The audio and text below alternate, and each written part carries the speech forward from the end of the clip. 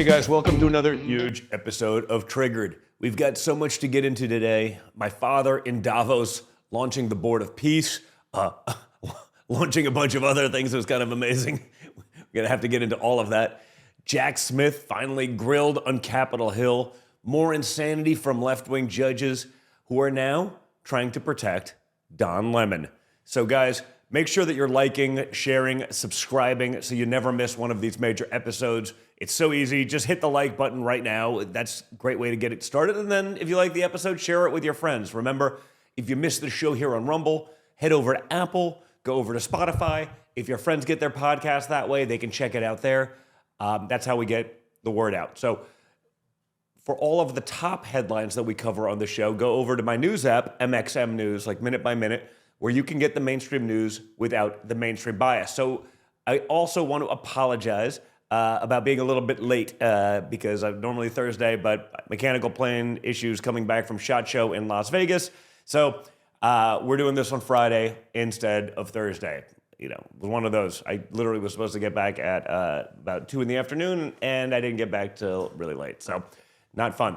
Of course, don't forget about our incredibly brave sponsors, people who have the guts to support this kind of show. Support those who support you.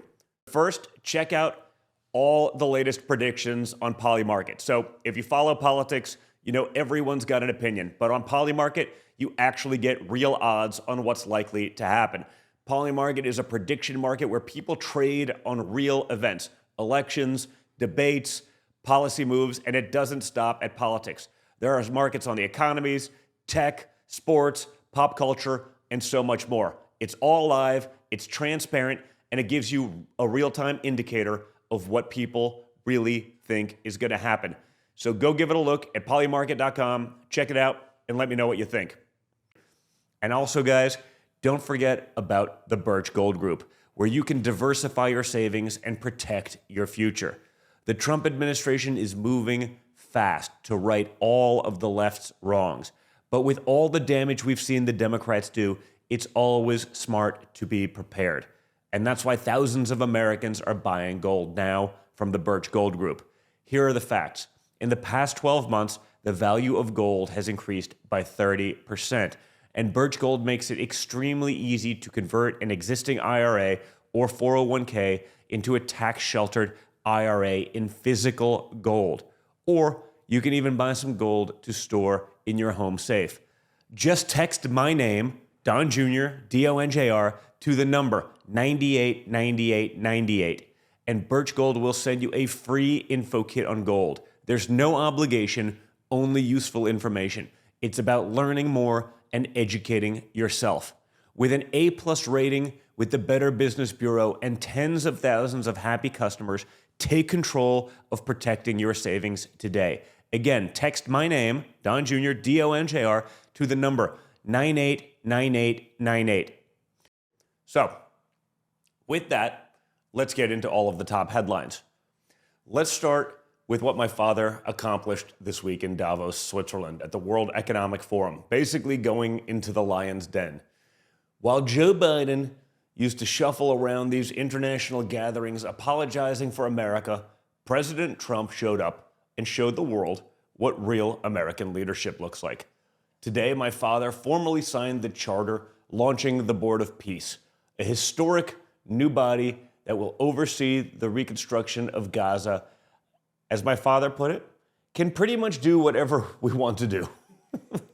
Because, of course, when it comes to resolving international conflicts.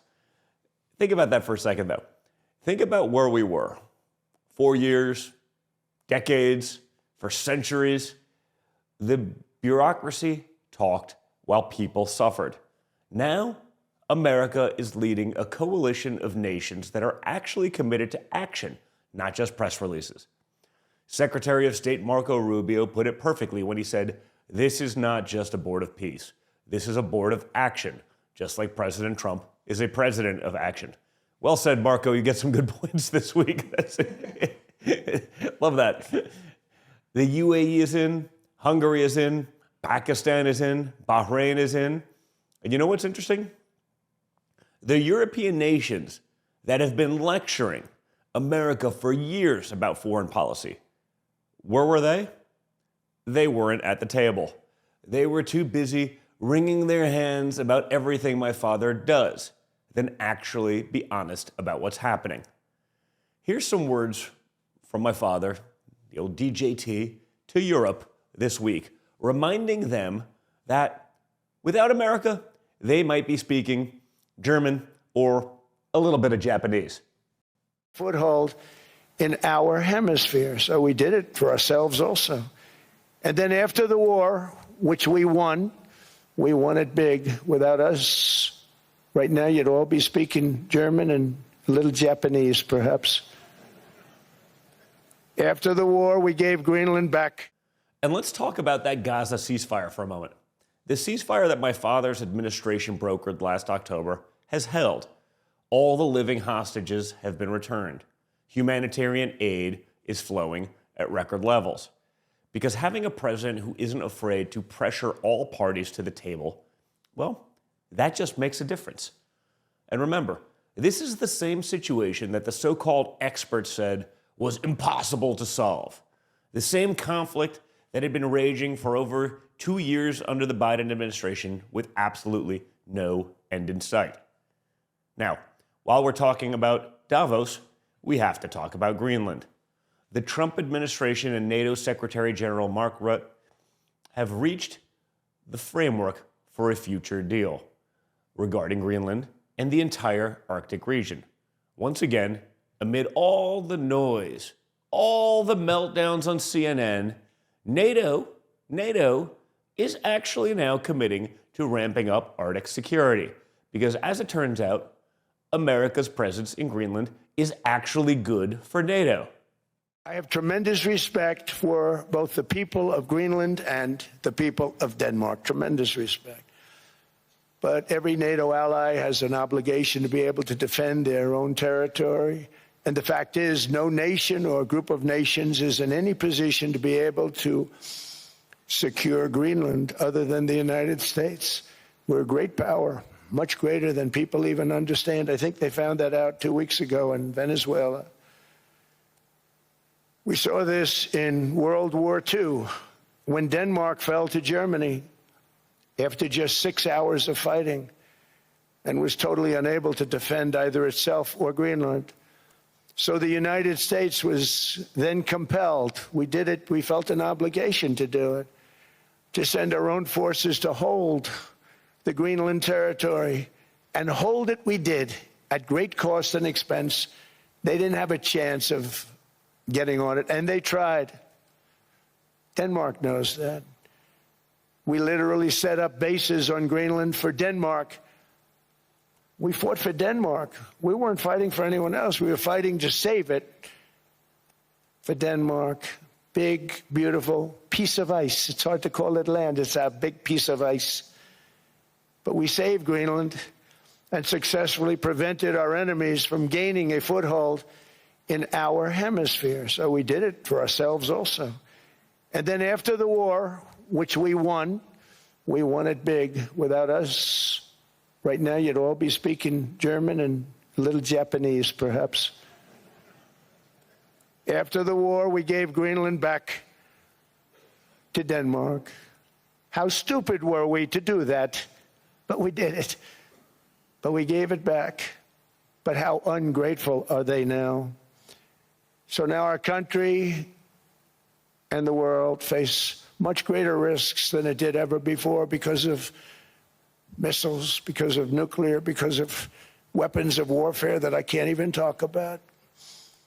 2 weeks ago, they saw weapons that nobody ever heard of. They weren't able to fire one shot at us. They said, what happened? Everything was discombobulated. They said, we've got them in our sights. Press the trigger, and nothing happened. No anti-aircraft missiles went up. There was one that went up about 30 feet and crashed down right next to the people that sent it. They said, what the hell is going on? Those defensive systems were made by Russia and by China. So they're going to go back to the drawing boards, I guess. Greenland is a vast, almost entirely uninhabited and undeveloped territory. It's sitting defended in a key strategic location between the United States, Russia, and China. That's exactly where it is, right smack in the middle. Wasn't important nearly when we gave it back. You know, when we gave it back, it wasn't the same as it is now. It's not important for any other reason, you know, everyone talks about the minerals. There's so many places. There's no rare earth, no such thing as rare earth. There's rare processing, but there's so much rare earth. And this, to get to this rare earth, you got to go through hundreds of feet of ice. That's not the reason we need it. We need it for strategic national security and international security. This enormous unsecured island is actually part of North America, on the northern frontier of the Western Hemisphere. That's our territory. It is therefore a core national security interest of the United States of America. And in fact, it's been our policy for hundreds of years to prevent outside threats from entering our hemisphere, and we've done it very successfully. We've never been stronger than we are now. That's why American presidents have sought to purchase Greenland for nearly 2 centuries. The media called him crazy for even raising the question of Greenland. They said it was destabilizing. No one knows why, but, you know, it's destabilizing. They said our allies would never forgive us. And what happened? The allies came to the table. They negotiated and are close to getting a deal that protects America's interests and the world's. That's the art of the deal. You start with a strong position, you apply pressure, and then you negotiate from strength, okay? The reality in NATO, come on, we all know, America's covering the vast majority of it, okay? Denmark ain't gonna do a lot. They need us far more than we need them, especially in that region, especially over the last few years, especially what's going on in the world, and especially with what they've done to themselves, okay? Their bureaucrats have destroyed Europe. It's a declining civilization. It may never come back. They need all the help they can get. The left will never understand this because they've spent so long apologizing for America for some reason that they've forgotten what it looks like when we actually advocate for our own interests for a change. I know it's shocking. I know it's crazy. I mean, what leader of a nation would actually advocate for that nation? Not everyone else. And what's funny about Davos, it's pretty much the only place the global elite come to experiment with their latest bad ideas. While Al Gore shouts slurs from the crowd, while Gavin Newsom melts down about being compared to Sparkle Ken Beach Barbie. And, well, by the way, that was amazing. Scott Bessent just did a great job, and it's a great comparison. I think we'll get into that shortly. All while my father calls them out to their faces. And by the way, when Newsom was asked about illegal immigrant health care in California, he explicitly admitted it, even though Democrats have been denying that it's actually even happening at all. Here's a small sample of the sights and sounds from Davos this week. Check it out. I think it's very, very ironic that, Governor Newsom, who strikes me as Patrick Bateman meets Sparkle Beach Ken, may be the only Californian who knows less about economics than Kamala Harris. He's here this week with his billionaire sugar daddy, Alex Soros, and Davos is a perfect place for a man who, when everyone else was on lockdown, when he was having people arrested for going to church, he was having $1,000 a night meals at the French Laundry, and I'm sure the California people won't forget that. And I can tell my message to Governor Newsom is the Trump administration is coming to California. We are going to crack down on waste, fraud, and abuse. And I was told he was asked to give a speech on his signature policies, but he's not speaking because what have his economic policies brought? Outward migration from California, a gigantic budget deficit, the largest homeless population in America, and the poor folks in the Palisades who had their homes burned down. He is here hobnobbing with the global elite while his California citizens are still homeless. Shame on him. He is too smug, too self-absorbed, and too economically illiterate to know anything. Thank you very much. Let me know if you need any further clarification. So I wrote an op-ed in the FT, and it basically said that globalists, offshoring all our manufacturing to cheap labor around the world had failed, and that the World Economic Forum was a failure. But I wrote that op-ed, and so at the end of this lefty, basically a very left set of talks where someone said we need a new form of capitalism, which I think is another way to say communism. And then they let me speak at the end. And I gave a 3-minute talk. And I just talked about my op-ed. And at the end of my talk, one person out of the 200 yelled out, "Boo!" So I look over and I'm like, who booed?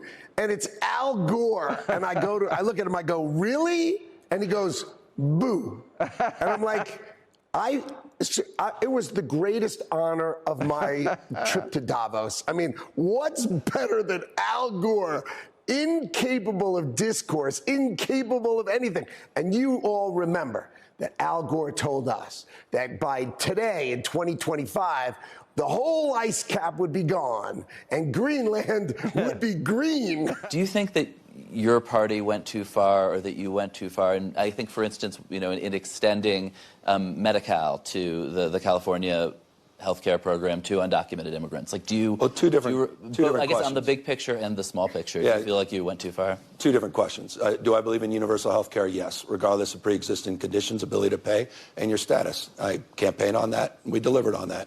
And I'm proud of that. We're one of 16 states to provide care to people regardless of their immigration status. And here's Scott Besson, who some have dubbed the Beltway Butcher for his real good ability to nail it and put people in their place. Here's him talking directly about Gavin Newsom, who he compares to a cross between Patrick Bateman, American Psycho, and Sparkle Beach Ken Barbie. The Beltway Butcher, I love it. I think it's going to stick, and we're going to see a lot more of these clips in the near future, I would imagine. I think it's very, very ironic that Governor Newsom, who strikes me as Patrick Bateman meets Sparkle Beach Ken, may be the only Californian who knows less about economics than Kamala Harris.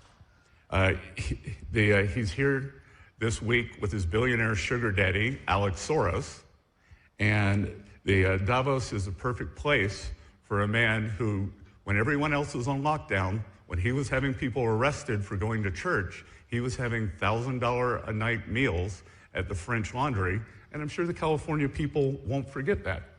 And I can tell my message to Governor Newsom is the Trump administration is coming to California. We are going to crack down on waste, fraud, and abuse. And I was told he was asked to give a speech on his signature policies, but he's not speaking, because what have his economic policies brought? Outward migration from California, a gigantic budget deficit, the largest homeless population in America, and the poor folks in the Palisades who had their homes burned down. He is here hobnobbing with the global elite while his California citizens are still homeless. Shame on him. He is too smug, too self-absorbed, and too economically illiterate to know anything. Thank you very much. Let me know if you need any further clarification. And meanwhile, here at home, we're continuing to see more and more evidence of just how much the left has weaponized our justice system. Look at your screen. Yesterday, FBI Director Kash Patel revealed a statute that he uncovered from the corrupt Arctic Frost team, celebrating their targeting of Team Trump and GOP leaders. They literally made a weird statute celebrating their achievement. That's how deep this rot goes. Remember that's one? That's the one where they're spying on basically all the conservatives in Congress. Phone taps, listening in. It's disgusting. And they're celebrating it. The people, we got to save democracy. It doesn't seem like it. Doesn't seem like they have any interest in that whatsoever. And as Kash wrote on X, quote, People ask why I said the old FBI was a diseased temple. This is what corruption looks like when it thinks no one is watching. A self-rewarded trophy celebrating Arctic frost made by FBI officials. So when legacy media cries, again, guys, that President Trump's FBI fired people and they've made sweeping changes, I have one response. You were damn right that we did it. And yesterday, Jack Smith testified before the House Judiciary Committee, his first public testimony. And let me tell you, it was devastating. Not for Republicans, but for Jack Smith. Just watch this exchange between Smith and Congressman Brandon Gill, because it's really worth your while. How many days after Kevin McCarthy was sworn in as Speaker did you subpoena his records? I don't recall, but those two things had nothing to do with one. It was 16 days after becoming the highest-ranking Republican in the House of Representatives. You subpoenaed his toll records. Do you agree that that might reasonably be considered a violation of the speech or debate clause? I do not, and I want to be clear that the toll records... You were collecting months' worth of phone data on the Republican Speaker of the House, the leader of the opposition, right after he got sworn in as Speaker, all around the time of a major vote. That sounds like a flagrant violation of the speech or debate clause to me, and I think most people agree with me. And Speaker McCarthy had no recourse, did he? Because you issued a non-disclosure order ensuring that neither he nor any of the American people knew about these subpoenas. Is that right? The toll record, the non-content toll record subpoenas, we did secure non-disclosure orders for those subpoenas. You did, and let me ask you, Mr. Smith, at the time you secured those non-disclosure orders, was Speaker McCarthy a flight risk? The non-disclosure order was based on concerns about... Was Speaker McCarthy a flight risk? He was not. He was not. Then why did your non-disclosure order refer to him as a flight risk? It says right here, the court finds reasonable grounds to believe that such disclosure will result in flight from prosecution. Sir, when securing a non-disclosure order, the risks don't have to be associated... You think that the Speaker of the House is a flight risk? The question? No, this is not your time. This is my time. You think the Speaker of the House is a flight risk? You think he's going to hop on a plane and leave the country?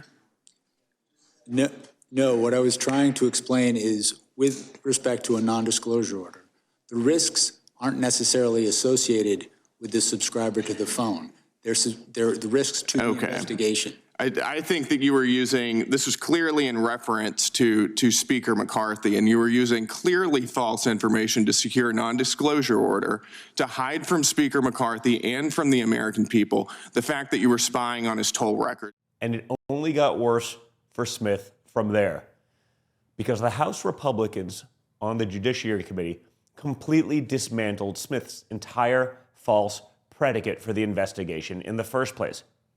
Here's the moment where Jack Smith reveals he never even had a case. He says it out loud. Take a look. Requirement, yes. And didn't you also acknowledge in your deposition that the president was receiving information from multiple advisors, Giuliani, Eastman, Clark, Powell, and in your deposition you said he was almost just regurgitating what they told him. Isn't that right?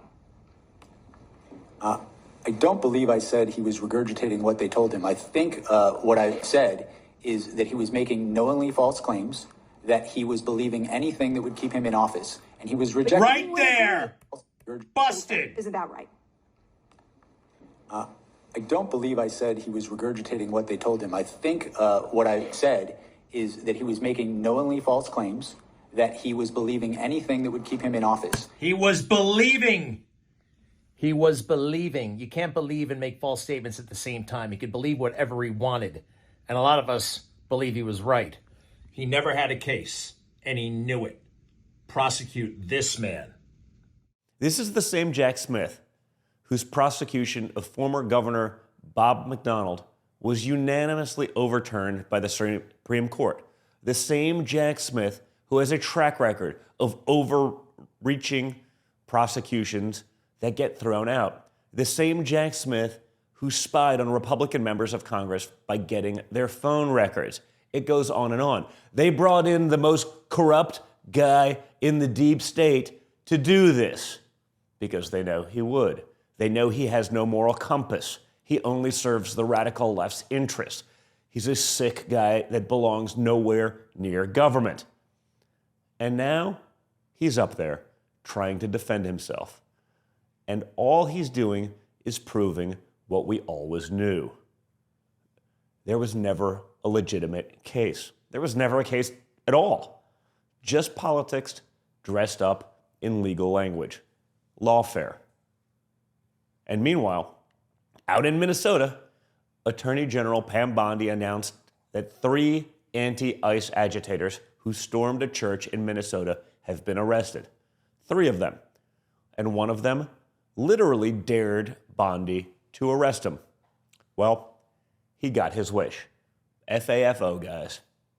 Playing the entire time. So, Pam Bondi, you want to come and arrest me? You want to come and give me charges? So be it. And for all the people giving me death threats, threatening my life, kill me. Go ahead, kill me. Because you know what? As Fred Hampton said, you can kill the revolutionary, but you can't kill the revolution.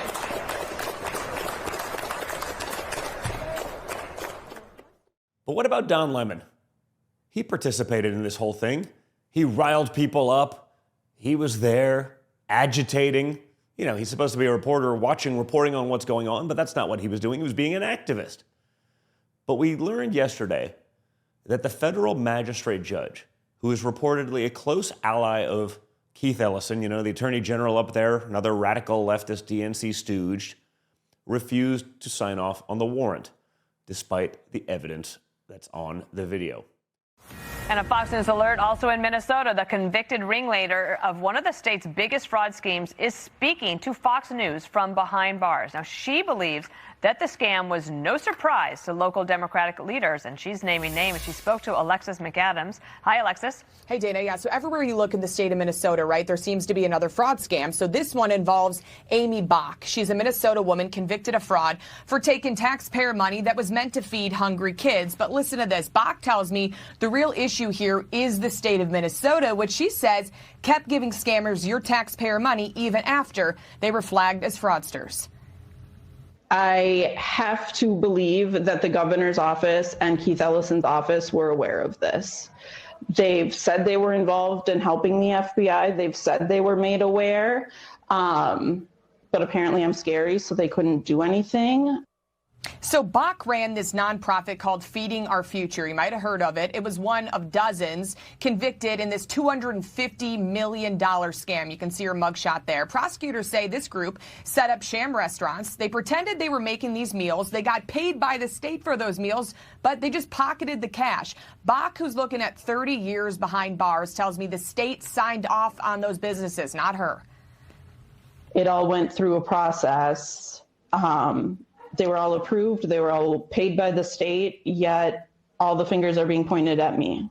And it's not just Bach. Whistleblowers told a congressional committee Minnesota Governor Tim Walz and Attorney General Keith Ellison there ignored warnings for years as millions of dollars and millions were stolen on their watch. Congress is investigating a long list of massive fraud schemes in the state. It's hard to keep up. Prosecutors say it's led to at least $9 billion in fraud, Dana, and counting. Congress also asking why the Attorney General there would meet with a group of Somali fraudsters, which were under FBI investigation in 2021.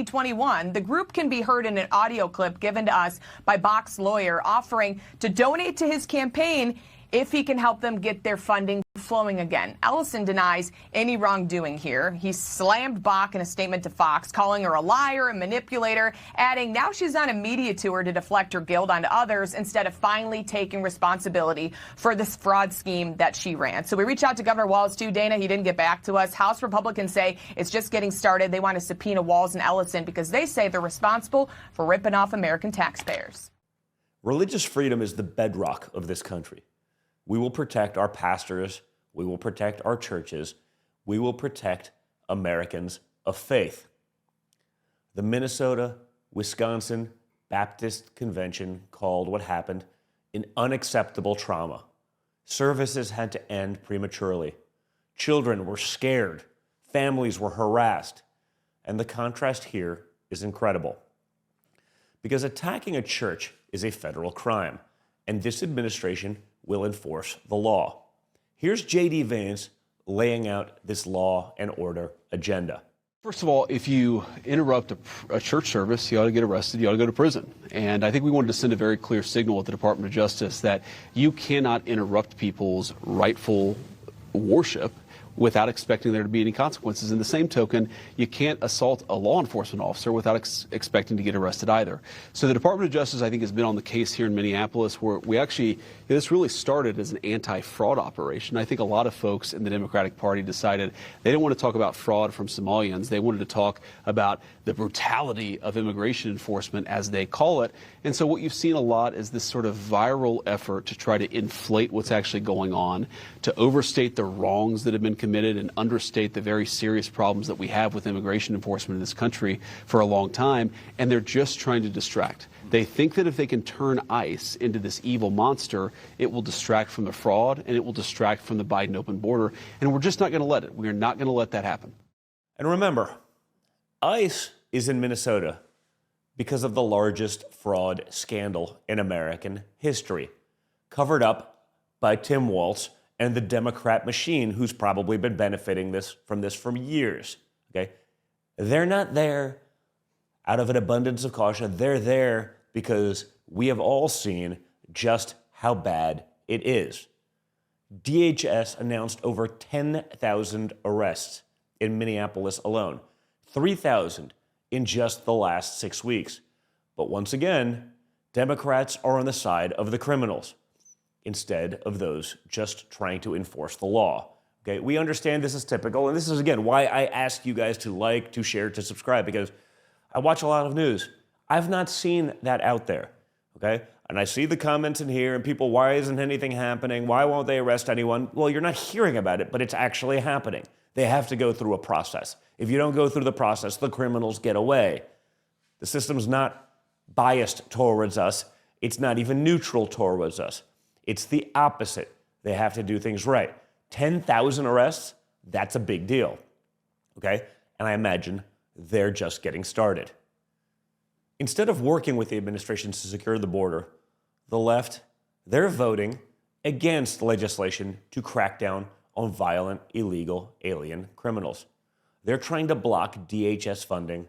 They're calling ICE agents terrorists. A war of terror. That's what they call it. A war of terror. Against whom, guys? Against who? Like, against the criminal illegal aliens who were terrorizing American citizens? Against those who took billions in fraud dollars, your taxpayer dollars, sent them back to Somalia and elsewhere, probably kicked back to a Democrat fundraising apparatus, ending up in the arms of terrorist groups around the world? I mean, that's who the Democrats are protecting. But the good news is nearly 3 million illegal aliens are now out of the country under our new border enforcement strategy. The U.S. is on track for negative net migration for the first time in the last 50 years. Democrats are undermining law enforcement while criminal illegal aliens prey on our communities. They're crying about sovereignty while my father is taking down narco-terrorists who've been poisoning our streets for decades. They're defending sanctuary policies while pedophiles and murderers walk free. They're calling ICE agents terrorists while actual terrorists are being arrested. And meanwhile, the Trump administration is achieving peace in the Middle East, securing our Arctic interests, projecting strength that has the whole world paying attention, and delivering an economic boom that the so-called experts said was impossible. And guys, here's another one. Check out my father talking today about the Board of Peace and everything that's going on, okay? He's obviously also focused heavily on the domestic issues, but we can do it all. When you have a competent administration, you can actually solve issues that ultimately affect us because we're paying for all of these problems in the end. We can take care of that while also focusing on the domestic issues at home that all of you and me definitely want to deal with. Here he is. Check him out in his own words. There was really a negotiation, but it's infinity. The time limit is infinity, meaning there is no time limit. It's forever. It's You hear about 99 years, 50 years. It's forever. That was discussed. We can do anything we want. We can do military. We can do anything we want. And it's being negotiated, and let's see what happens. I think it'll be good. Would the U.S. have no price? There's no purchase price. Would the U.S. have pockets of sovereignty over parts? We have a lot of great things in the deal, and don't forget they're also good for Europe because when we're good, they're good, and if we're not good, that's not very good for them because we hold it all together. We're holding it all together. Does that actually give you control of land in Greenland? Does it give U.S. control ownership of land? Do whatever we want. We're all going to work together, and actually NATO is going to be involved with us. We're going to be doing in conjunction, parts of it in conjunction with NATO, which is really the way it should be. But to be clear, will the U.S. own that? Have any expense because we're not going to have expense. Other than building the Golden Dome, we're going to build the Golden Dome, and we'll have participation in that also. The cost of the Golden Dome, we'll have participation in that also, meaning with the expense of it. And it'll be like no other. I mean, our technology is incredible. That's the difference between winning and losing. That's the difference between strength and weakness. That's the difference between Donald Trump and the radical left. Make sure you're paying attention to what's going on, guys. So thank you so much for tuning in today. Remember to like, to share, to subscribe. Get it out there to your friends. No one else is going to even talk about these things, okay? Sure, there's a couple other guys on Rumble maybe talking about it, but you're not going to hear about it from the mainstream sources. If your friends aren't that into politics, that they haven't been paying attention, which is hard to believe at this point, but they're not going to get it elsewhere. So share it with them so they see what's actually happening.